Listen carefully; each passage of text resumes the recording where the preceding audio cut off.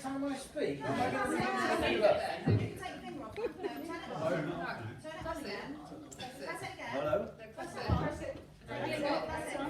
Hello, Jonathan, are you receiving me? Over. Sadly, yes. Okay, well, we had a brilliant start in this room. Good evening, everybody. And we had a packed house, and from that, obviously the Facebook page filled up very quickly. And I think one of the great things about that for everybody that came along was that something that I personally wanted was that this is not my project, this is everybody's project, and that certainly came across. And we had lots and lots of ideas coming forward from people saying this is what they wanted to see done in certain places and what they wanted to see achieved. Now we're slowly working our way through all of that, but we've got our first event coming up, and obviously you can't escape the news anywhere in the world at the moment about trees, and so it would be very, very easy for us to look at getting trees from somewhere else, getting trees from a grant, government grant, or Woodland Trust might give us community trees.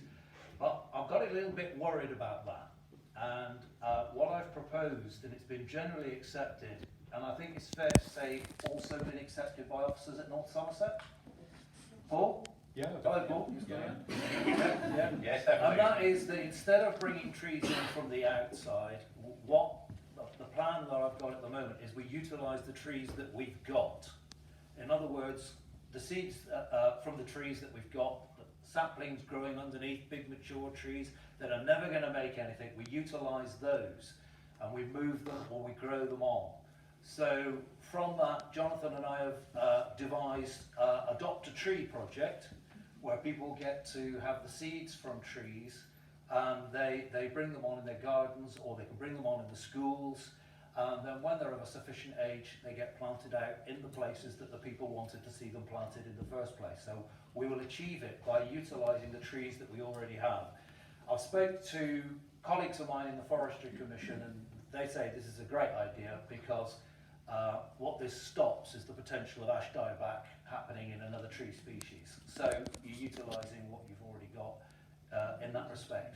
So our first walk that we're going to do is going to be in Eastwood, and that will be towards the end of September.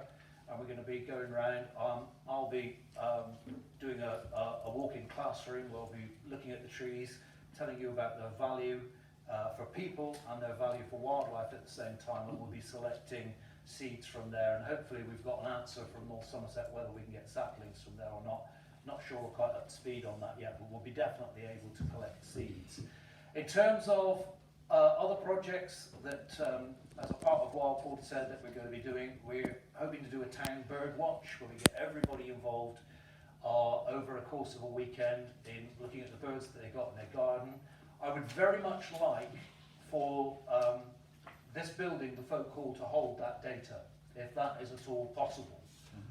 And that's just a wish of mine from that perspective. Now I'm going to hand over to Jonathan for a little bit more detail.